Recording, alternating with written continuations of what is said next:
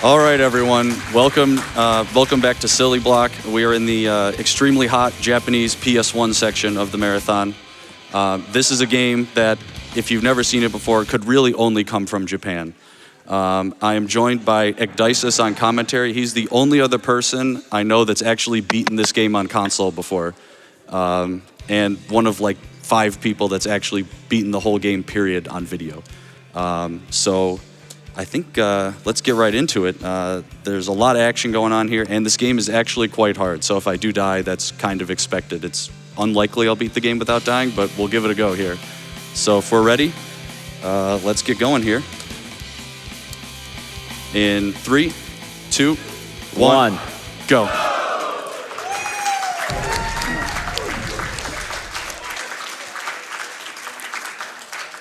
All right, so the basic structure of this game is there are 5 worlds.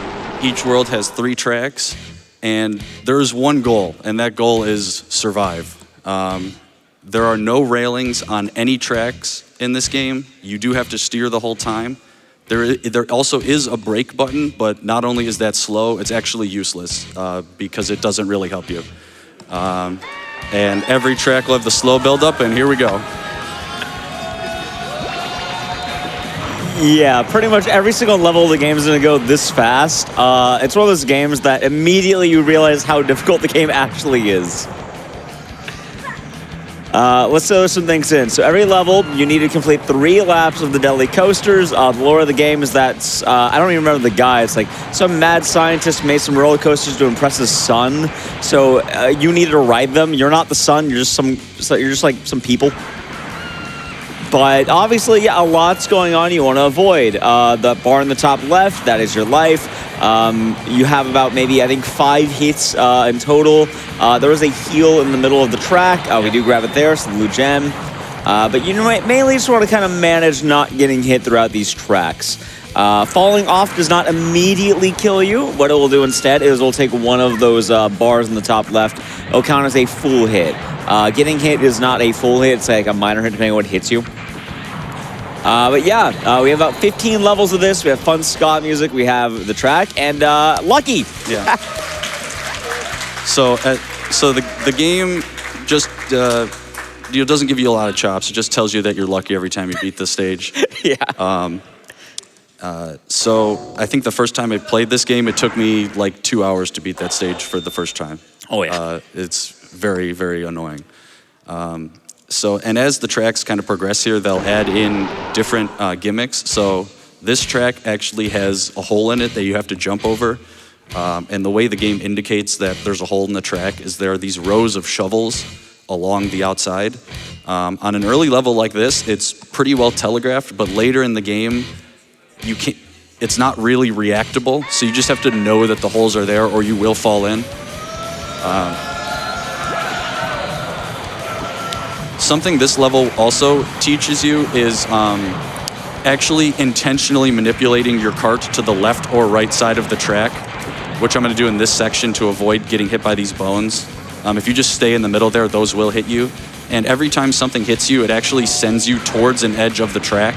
So not only is getting hit bad, but getting hit makes it much easier to actually fall off. So you really just don't want to get hit.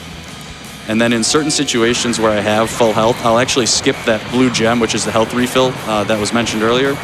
I don't need it right now because I have full health, so I just skipped it, and then I'll get it on lap 2 instead, just to get full use of it, because getting it while you're at full health, it gives you more points if you get it while you have full health, but points don't matter for speed here. So in fact, it's probably better to not do that, because if you get more points, then you get a higher score, and that takes a little longer, but that's not really something to worry about here. There are also 3 attacks you can use. There's a short, medium, and long-range attack.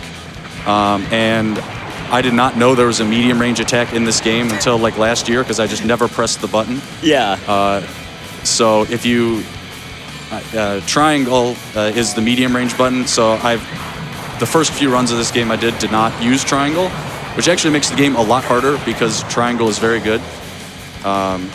But if I had bothered to open the manual, I would have seen that, but I couldn't be bothered because I already couldn't read it, so I just didn't even bother looking at it.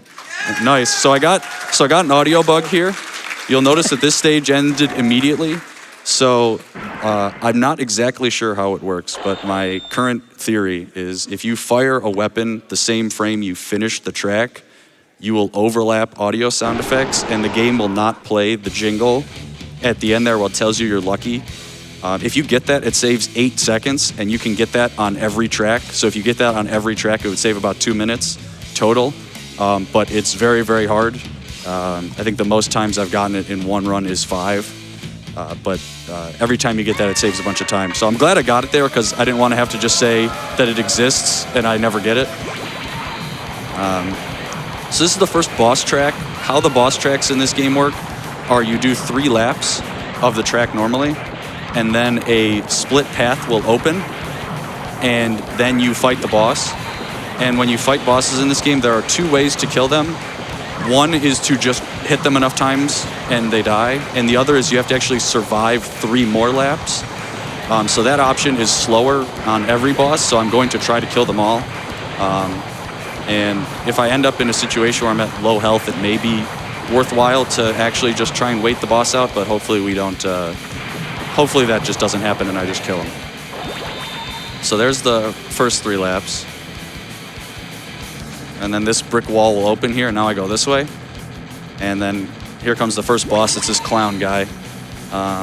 He's not too tricky, but the bosses in this game can vary wildly in difficulty, like within the fight. Sometimes they just do nothing, and sometimes they fill the screen with attacks that you cannot dodge. His strategy is throwing beach balls at you, I think. I don't know what clowns, beach balls are a thing, but like, yeah, he just at the end of this coaster. And yeah, he's dead. He just dies and then gives that scream. Yeah. And I got the audio bug again. Lucky.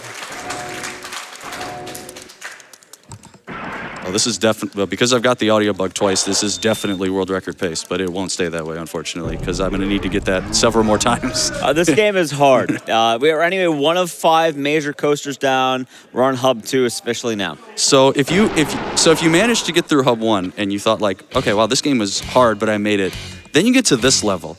And if you thought staying on the track was hard before, this track has ice physics. So you just go flying all over the place. So on this track, way more than others, I will just be teetering on the edge basically the entire time. And that is just because it's impossible to stay on this track. The most fun part is that this is the only level in the game with ice physics. Yeah. Like, no other level has this. This is the only one that's like, oh yeah, ice physics, why not?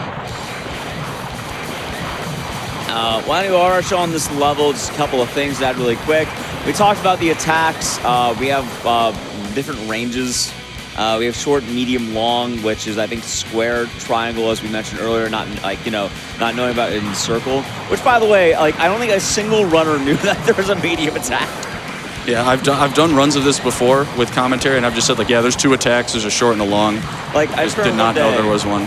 Joester DM'd me saying, there's a medium attack. I was like, what do you mean there's a medium attack? Like, nobody knew. It just, yeah, there's a way to attack medium. I actually think when I told Punchy that, and he said, how did you not know that? And my response to him was, well, why didn't you tell me that? Because it would have helped me a lot. He didn't even fully run the game. He could have told us. Yeah. I was like, you can read the manual. You could have told me that. Even though if you look at the manual, it's very obvious that triangle does something. Right. So also, just press I can't read Japanese. I can't read the manual. I just thought the game looked cool. I wanted to play it. Yeah, that's how I roll. Also, another thing about this game, we talked earlier about the game being mean about hints and jumping. So there is one hint about jumping. And the game's not totally mean, except it's really mean. The only hint is that, like, I think 3 guitars will show up before you jump. They're shovels, I think. They're shovels? I thought they were guitars for the longest time, too, and I'm pretty sure I've said that, but they are shovels.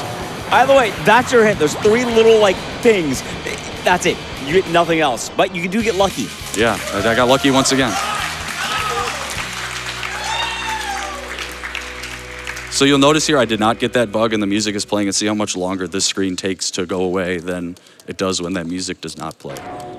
So if anyone can figure out what actually causes that and find a setup for it, please let me know, because I would not be surprised if my theory is just completely inaccurate and it's just completely random, or there's some other thing that causes it. So this level, would you like to explain or? Yeah, sure. There's 2 things with this level. 1, it's really laggy.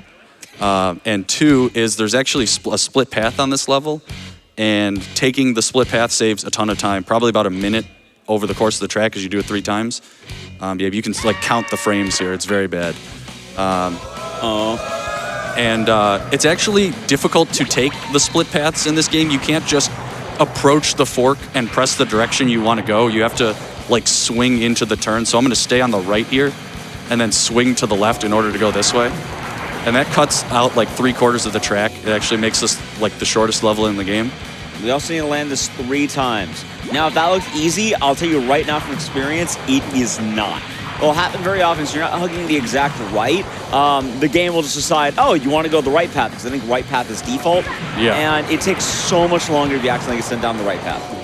It's also that because the split path has 2 jumps immediately, and you cannot react to them. You just have to know they're there, or you will fall in to at least the first one and probably the second one too. Yeah, with the split path, level's really short. Without it, it's about the same length as some of the other levels we had. Yeah. But this is honestly the first major, I guess, speedrun escape we kind of have. I know, you know, having dedicated rails is a little bit odd for a speed game, but we do actually have some major time saving. A lot of it is through how difficult it is. Lucky. Once again, always lucky. Sometimes it's better to be lucky than it is to be good, so. We feeling lucky enough to hear some donations right now? Absolutely. All right, I have $10 here from Mr. Onion who says, silly block, best block. Whee! Amen. I have $50 here from Foilman who says, I was gonna sleep, but hanging with all of you was way more fun. Whee!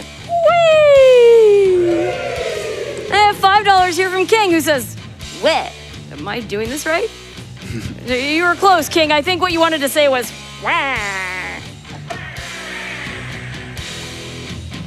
All right, so we're on the second boss level of the game, and this one, honestly, I feel like this is one of the toughest ones in the game, straight up. This guy is very aggressive. Luckily, his attacks do less damage than the later bosses, so you can just kind of tank your way through him. One of the good things about this boss is the laps for the boss fight itself are actually extremely short. Yeah. So this is by far the most viable boss to just do 3 laps and win. But I'm going to try and stay at as high health as possible. Okay, I did not want to get the health refill there. I tried to jump over it, but I jumped too early. I know. I want to take a moment really quick to ask not only Joester, but I guess anyone watching, what do you think they're throwing? I always thought it was oranges, but like I have no idea what the hell they're actually throwing. Okay, health isn't great here, but let's see if we can kill this like deer on a log looking dude.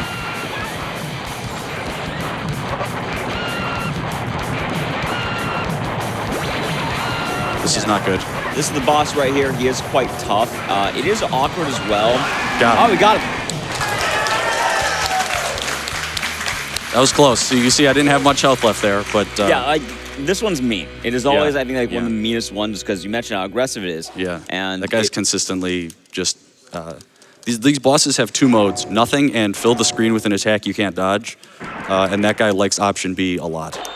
And just the way the boss will kind of act really just changes what kind of throw you want to do. Because the close throws are nice, but long throws tend to hit a lot more consistently. But you get more close throws, you get more damage in, like, if you can actually hit them. Right. It just doesn't always work.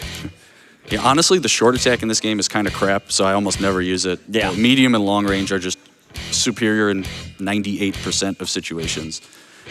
So this track is actually interesting in that it's deceptively hard because getting the health refill on this level is actually really hard because it's like underneath a part of the track where you have to jump off, and it's very easy to jump over it.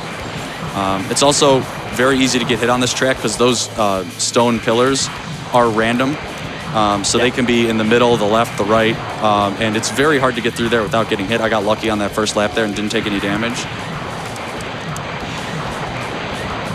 Pretty much, the more laps that get no damage, the better you feel about the game every single time, because some of the levels in this game get really bad later on. Yeah, so I didn't want to get that, but... we got the blue gem early. Oh, that's bad. All right. Hopefully it is going well. That's all right. These mine guys are really obnoxious. Yeah.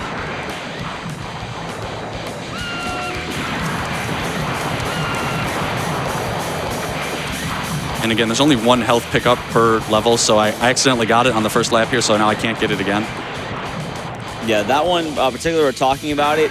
It's really awkward to pick up because it's I think you have to jump like really early to actually grab it. Yeah, and it's an awkward time. And if you jump while you're getting hit, you actually go flying, which is fast, but then you don't get the. Okay, I pressed circle like 5 times there, and nothing happened, so that was very cool. Hopefully that does not become a recurring theme in this game. All right, we're looking good, or should I say Lucky. lucky?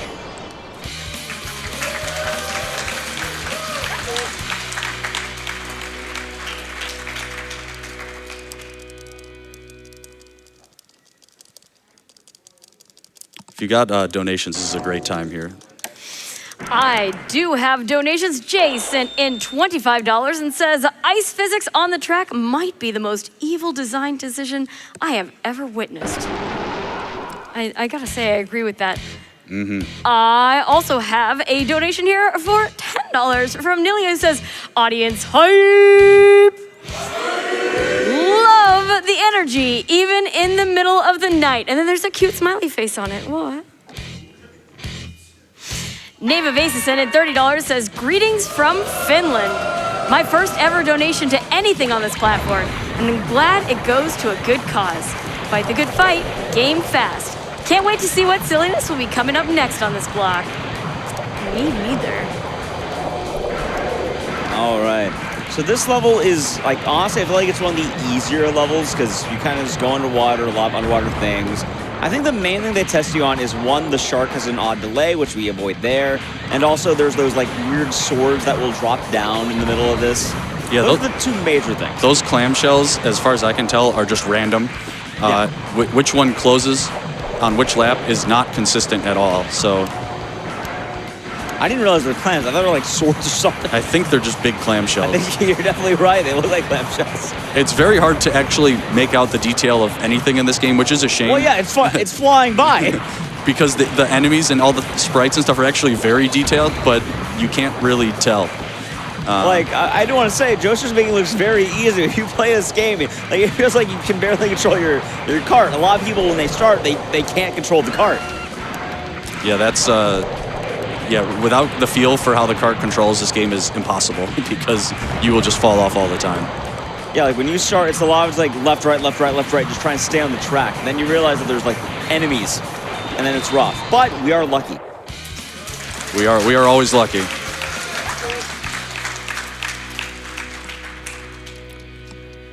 All right, so we're approaching our 3rd boss level coming up here. Yeah, this guy is scary. This guy is probably the most likely boss to kill me, maybe even more likely than the final boss. This guy, like most bosses, his difficulty varies a lot. Sometimes he's just hilariously easy, and you wonder, well, how could you possibly die to this guy? And then sometimes you die in 5 seconds. Honestly, I think this is probably one of the hardest boss tracks. Like, should have tracks in the game, or bosses at least. I actually think this track is one of the easier ones. Really? But the boss part is the hardest part because there's so many blind turns. Yeah. You can't actually see what he's throwing at you or where he's throwing it at you. Usually there's one of these jumps. I think it's like the one that turns left, like around the boss spawn. Yeah. That one's always helping. So this track is great because if you actually don't fire a weapon before you cross the starting line, you'll get hit by that one. You got hit by an enemy that spawns on top of you, so that's very cool. And the track is rather short, but they do have some mean enemy spawns as we go along. Which is right about, I think, here-ish. Yeah, hopefully we'll get a good pattern, and hopefully we have no problems. Yes.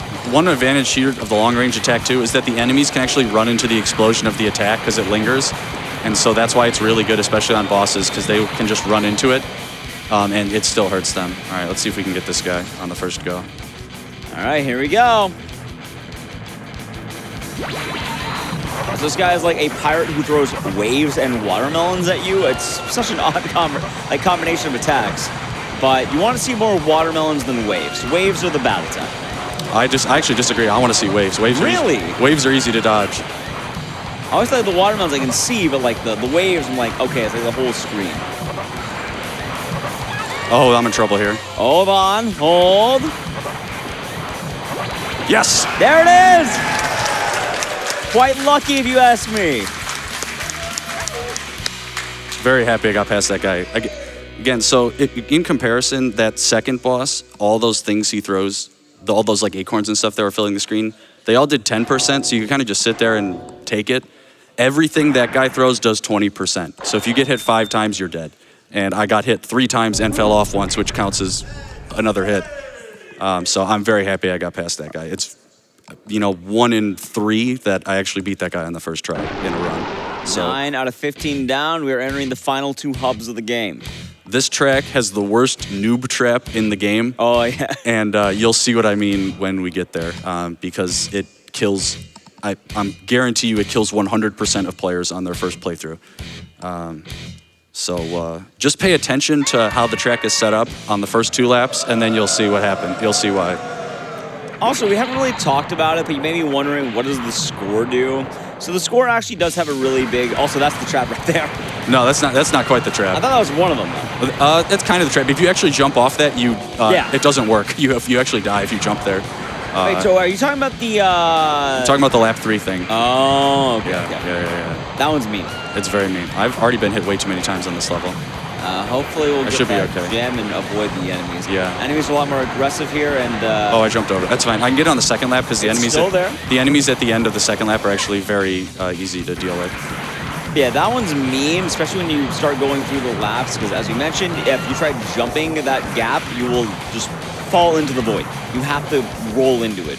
And it's so counterintuitive. It's like, oh, what am I doing? Oh, but for the points really quick. Points actually decide what ending you get. So depending on the threshold I think you hit, you'll get a different end screen. It's pretty minor, because ultimately if you beat the game, you beat the game. But if you get a high enough score, it kind of just gives you cooler end screens. Like, there's some where they're dogs, there's some where they're at the beach. So here we go. So game slows down and puts a hole in the track right in front of you. And if you do not jump right when the track speeds back up, you will fall in it. So if you don't know that's there, good luck, because it's not. I'm pretty sure it's not reactable. It's very, very evil. And that's funny thing you said about the end screen, because I thought it was always tied to whether you actually beat the game without game overing or not. No, it's a point threshold. It just, if you game over, you're not going to have as nearly as many points as someone who didn't. Yeah. Almost through there by just falling off at the end for no reason, but. Because I think I've seen I haven't seen all of them, but I know there's one where they're like dogs. There's one where they're at a theme park. There's one where they're at the beach. I've only seen 2 of the pictures, so. Which ones? I've seen the one with the bunny outfit and then the one at the beach. I didn't even know there were more than those 2. Yeah, there's one where they're straight up just straight up dogs. Oh, I didn't. Actual dogs. I did not know that. I don't know how you get that one. I think you need a low score. Oh yeah. Well, I've even done just the last 3 levels, and still gotten the other picture. Might be the mid score. Yeah, I don't know. Although it's funny because I thought that, but then earlier this week I had to run that game over and then got the screen that I thought was the 1cc screen, so I was very confused. I didn't know how that happened. But if it's tied to score, that actually makes sense. All right, so Mad City 2. This one I always feel kind of just more chill.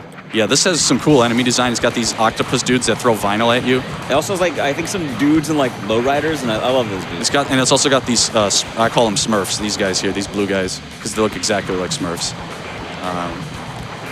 I know the enemies in this game have names. I couldn't tell you what they are. There's a whole roster, I think I think it's the credits. Also, they just throw random pipes at you, giant pipes. It's very hard to get through those without getting hit by any of them. That's the worst part of this level. I can't believe I did just that. The giant pipes.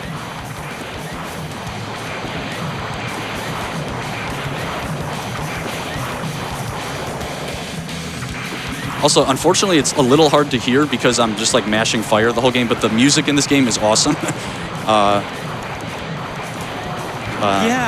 That's a part of a weird thing that happened in the 90s. There were a lot of Japan-only games that had ska soundtracks.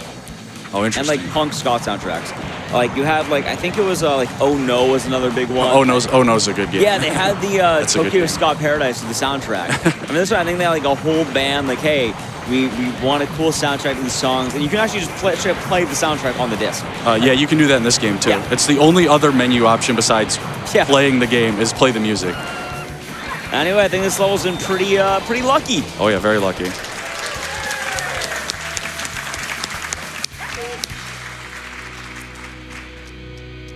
We have a second to talk about some incentives here. Absolutely. All right, well, we have bid wars open, friends, for the next 3 runs in the silly block. The very next one, y'all can put your donation towards choosing the character in Muscle March. Now, I don't know a whole lot about these characters. All I know is that Tony is in the lead at $285. Rossi is in second place at $276. Brenda is in third place at $30. And then there have been no donations at all towards a baby, Pedroso, or Rio Hamao. Now, I don't know anything about any of these characters, but if you want to know something about them, if you want one of those to jump into the lead, do remember to click on that bid war when you're getting your donation in to Doctors Without Borders. All right, so we're on the boss level of Mad City. We're deep into the Mad City. So I actually think this track, just the track, is the hardest boss track. It's a mean one. Personally, Yeah. I find this one very hard, and I've already been hit a lot. There are so many enemies to deal with, and they're just like a variety. You have, like, God, I don't even know what to call them. You have like the basketball octopus, the kung fu chicks. Yeah. You have just so many that spawn weirdly too in between jumps and will last a long time. Yeah, this bear that these guys throw does a ton of damage, and it just hit me from behind there, which is very cool. So you really don't want to get hit by that. I'm not in a good position here because I've already got the health refill, and I'm only at like 60% health or something. Luckily, there is one upside to this level, and in comparison to like hubs 2 and 3, this boss always feels a little bit easier. I'm not sure why. I think they just eat like long hits more than any other boss. So the thing with this boss is if you keep hitting the boss, it doesn't do any of the really nasty things. That would make sense. Okay. Because the really nasty things are really nasty, but if you just keep hitting her, she doesn't do them. But that doesn't mean it's just easy to, like, just hit the boss, Right, like, But it's always one of those levels where I feel like it just like I don't see the attacks nearly as much as like the acorns or oh the yeah, eggs, the watermelon. That is definitely true. Probably because we're just spamming the. So, what do you think the actual attacks are? Oh, they're like oranges or something. I always think they're oranges, right? Anyway, there's the boss. Yeah, we're sort of hitting it repeatedly, and it will walk into almost every hit. If we're playing it right, we should be good. There we go. There it is. 3 more levels. Yeah. So that boss again. There are 2 attacks that it can do that are very bad. One is it drops a garbage can onto the track that bounces around. It's really hard to dodge. Like if you saw at the end of the previous level, those 3 like wooden pillars that I had to dodge. And then there's also this weird attack where there's like this huge hamburger on a tether that just goes back and forth and it just destroys you. So you don't want to see either of those attacks. And luckily we did not, so. All right, I guess a quick update on the lore. We've gone through all these areas. We're in like the Mad Vegas or something. So it's kind of weird. The plot of the game is that, I don't remember the guy, like Dr. Panic or something, made 15 coasters to impress his son. His son has 3 coasters, so we're fighting his son's coasters, which are generally just like opulence in Vegas. So that's the theme. There's a lot of gold here. Yeah. A lot of gold. Funny enough, I think level 1 is one of the easiest levels of the game. There's some hard things, like I think there's like a log later and like some weird angles, but when you're already doing so much, this feels like a nice like break. I agree. Yeah, this for a late game track, this is much easier than it's nice than some of the. So we got this triple meat roller here. So actually jumping over all 3 of those is reasonably tricky. You have to time the first. You have to jump over the first one with pretty good timing in order to actually be able to jump over the other 2 without getting hit by them. But I got on that first lap, which is really good. The funny, I guess, kind of ironic part is you mentioned that this is one of the easiest tracks in the game. I think the next 2 are like the hardest. Oh yeah, the next one's very hard. They're mean. They're really mean coming up. But this one is a nice little break of like, hey, maybe we're not going to suffer. Okay, on lap 3, there's an extra enemy there, which can throw you off. But I managed to kill him, so. Also, I think the idea of the level, that's why it's all gold, is like, I guess lore-wise, the guy used to design roller coasters for his son, but then he grew out of liking roller coasters because he liked money, women, and food. Which, I get it. Like...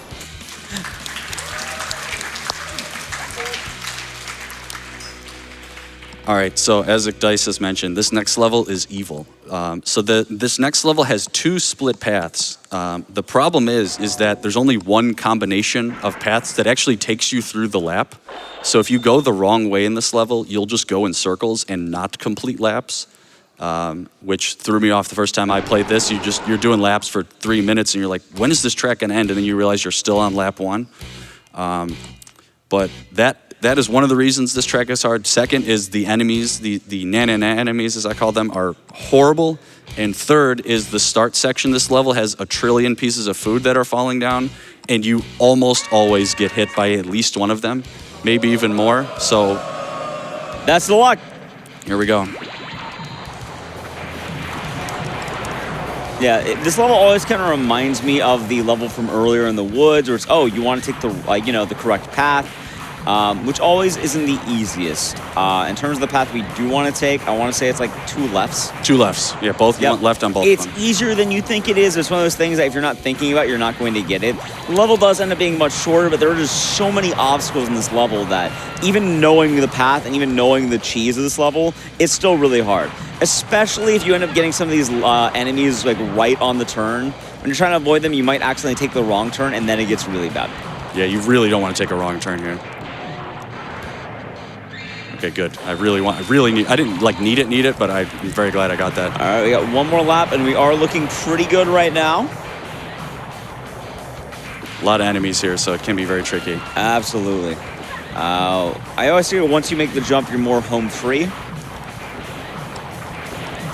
And... okay, that was the last enemy. We're good. We're quite lucky.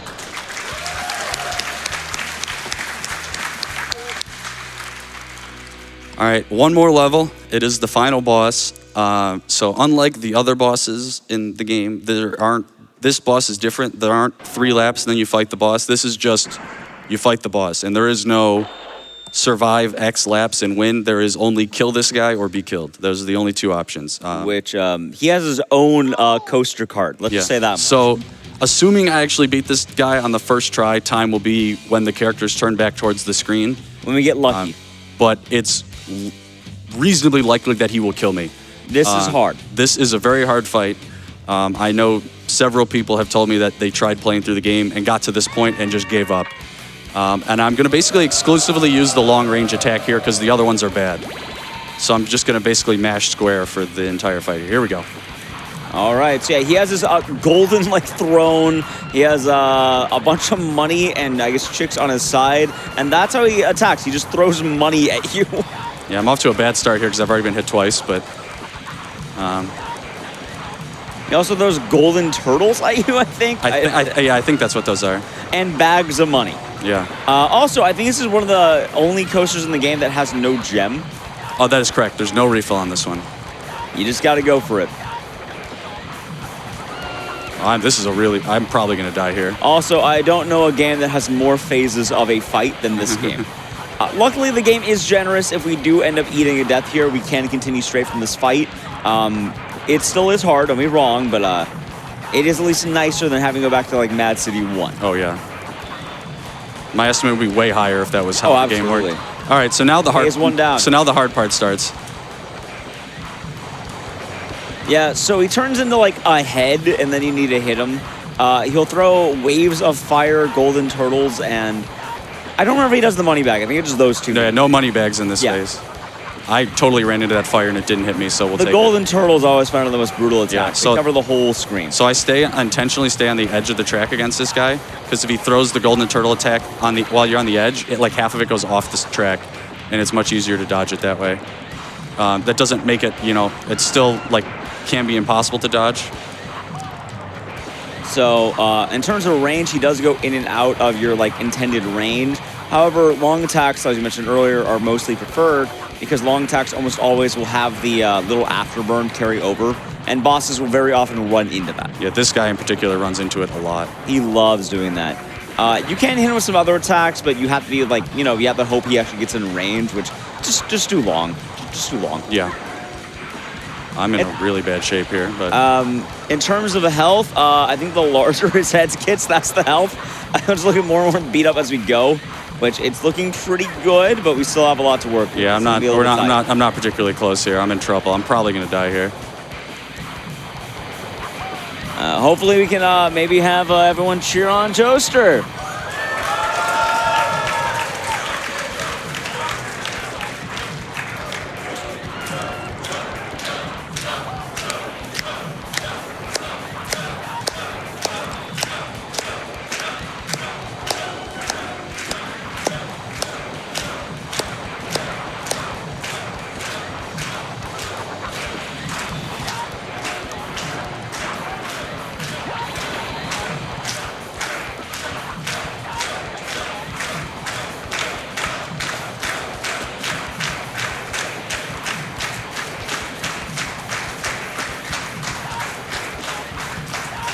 Yes! There it is! Deathless Mad Panic Coaster! Woo! My God, he landed it! And I got the audio bug on the final boss there. Just Oh for good my measure. God, is that time, by the way? Yeah, that was time. Woo! Let's go. Oh my God, man, that was... Let's freaking go. And there's the best cutscene you can get. They're at the beach having a good time. What a run. And then the first line of the credits, they spelled executive wrong here, which is very hilarious. Executive. So that's Mad Panic Coaster. I probably got a high score, so I'll type it in after the credits roll here, which will take a minute.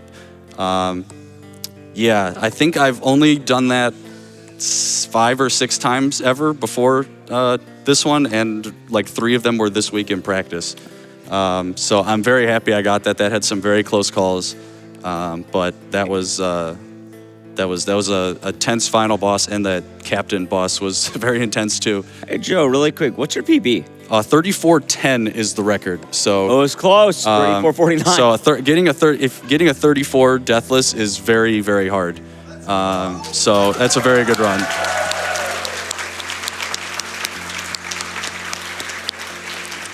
Yeah, I think my PB got like a couple more of the audio bugs and had like maybe a better fight or something on a boss, which is really the only way to save time.